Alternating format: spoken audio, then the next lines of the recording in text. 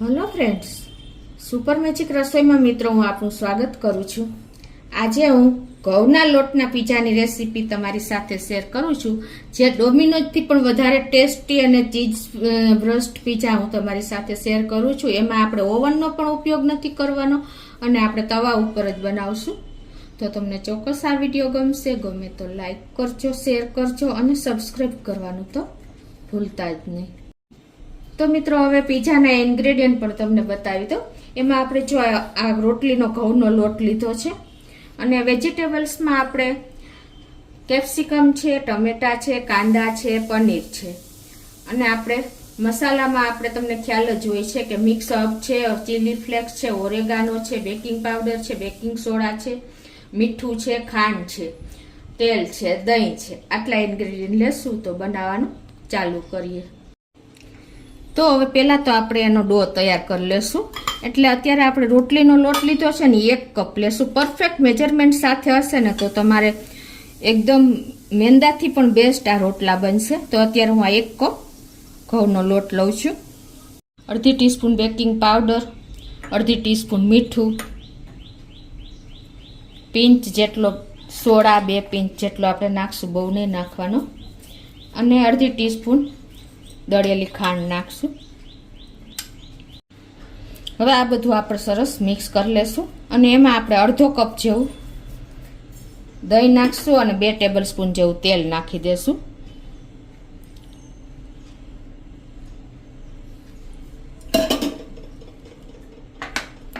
અને આ દહીં મિત્રો ખાસ ધ્યાન રાખવાનું કે ખાટું ન હોવું જોઈએ। અત્યારે અડધો કપ છે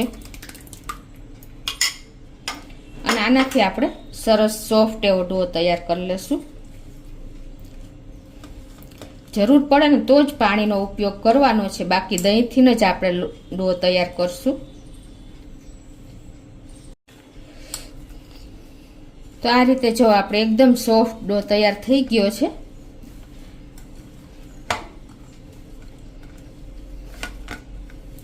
હવે આને આપણે આ રીતે તૈયાર કરીને અડધી કલાક રેસ્ટ આપી દેશું।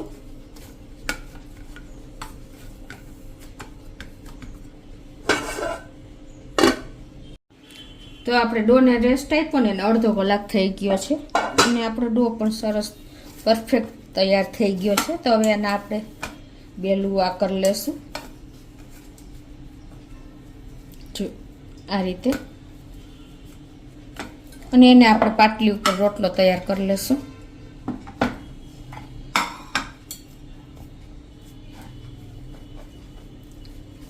એકદમ સરસ ઇવનલી લોટ સરખો કરી લેવાનો છે, ફાટે નહીં। જો ફાટશે ને તો તમારું ચીઝ મેલ્ટેડ થઈને નીચે આવી જશે, એટલે ખાસ આ પણ નોટ કરજો। પહેલાં તો એને આપણે આ રીતે હાથેથી લૂવો કરી લેશું અને એમાં આપણે જે અને હવે આમાં આપણે આ મોજરેલા ચીઝ જે લીધું છે ને એ થોડુંક એવું 1 ટેબલ સ્પૂન જેવું નાખી દેશું અને આ રીતે એને આપણે કવર કરીને અને લૂવો કરી લેશું।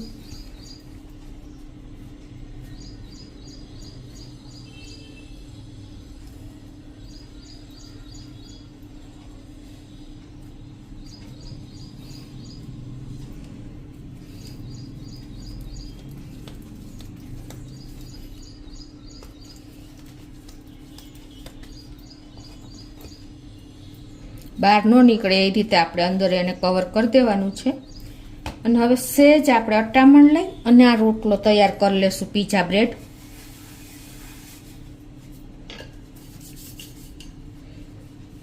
તમારે જે સાઈઝનો કરવો હોય એ પ્રમાણે તમે એને લૂવો લઈને કરી શકો છો।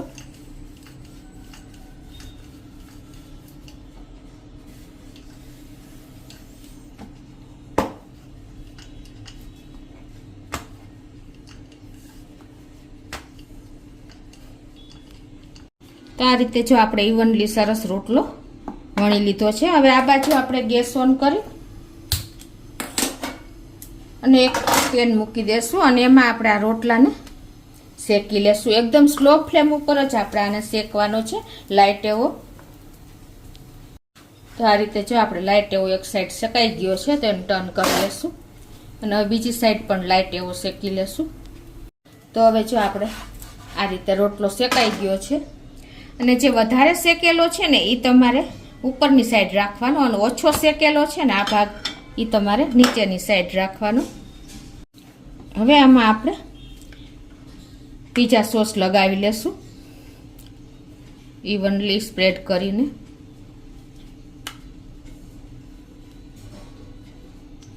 આ રીતે સોસ લગાવ્યા પછી આમાં આપણે મોઝરેલા ચીઝ જે લીધું છે ને સ્પ્રેડ કરી દેશું આ રીતે થોડું થોડું. તમને જે ચોઈસ હોય એ પ્રમાણે તમે વધઘટ કરી શકો છો.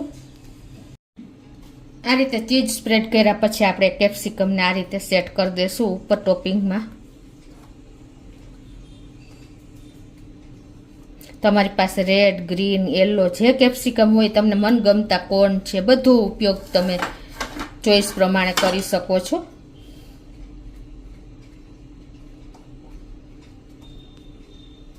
એ જ રીતે તમે આ રીતે કાંદાનો પણ ટોપિંગ કરી શકો છો.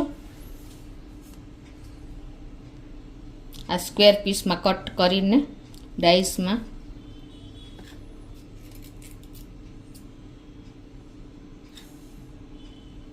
આ રીતે ટોપિંગ કર્યા પછી મિત્રો ચીલી ફ્લેક્સ સ્પ્રેડ કરી દેશું. તમે તમારા ટેસ્ટ એકોર્ડિંગ બાળકોને આપવા હોય તો ઓછા કરી શકો છો. અને એ જ રીતે આપણે મિક્સ હબને પણ સ્પ્રેડ કરી દેશું પીઝા ઉપર.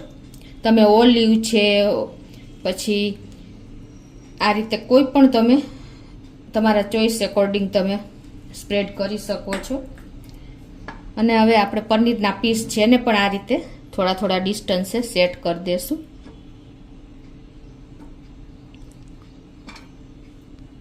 આ રીતે તમે પનીર છે, એલેપીનો છે, ઓલિવ છે, મશરૂમ છે, તમે અલગ અલગ બધી ફ્લેવરના પીઝા તૈયાર કરી શકો છો મિત્રો. અને બાળકોને તમે ઘરે ઇઝીલી ડોમિનોઝથી પણ એકદમ ટેસ્ટી એવા પીઝા સર્વ કરી શકો છો. હવે ઉપરથી પાછું આપણે થોડું એવું મોઝરેલા ચીઝને સ્પ્રેડ કરી દઈશું. આપણે આ બાજુ ગેસ ઓન કરીને ગેસની ફ્લેમ એકદમ સ્લો રાખવાની છે.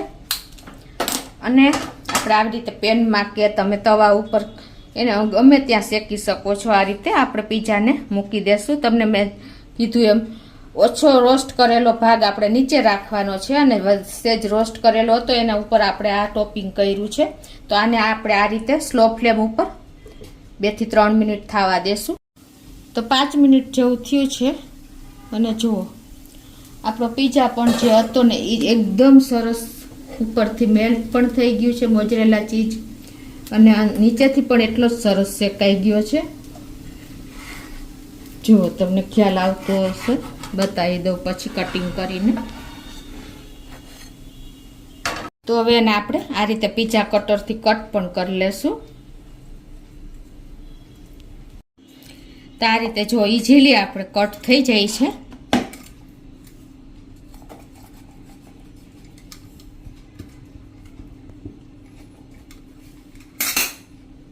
જો મિત્રો એકદમ આપણો જો પીઝા એકદમ ચીઝ પણ આપણે પેલું મોઝરેલા ચીઝ છે એટલે એકદમ સરસ થયો છે. જુઓ તમે એનું લુક જુઓ, નીચેથી પણ તમને બતાવી દઉં. જુઓ એકદમ સરસ આપણો પીઝા નીચેથી પણ ચડી ગયો છે. અને આ રીતે તમે મેંદાનો ઉપયોગ કર્યા વગર મિત્રો ઇઝીલી તમે ઘરે પીઝા તૈયાર કરી શકો છો. જો છે ને મિત્રો ડોમિનોઝના પીઝાનો સ્વાદ શું છે એવો આનો સ્વાદ આવશે મિત્રો. તો તમે ચોક્કસ એક વખત મિત્રો આ રીતે આપણે પ્લેટમાં પણ ગોઠવી દઈએ. જો હજી એક પીસ તમને બતાવી દઉં મિત્રો.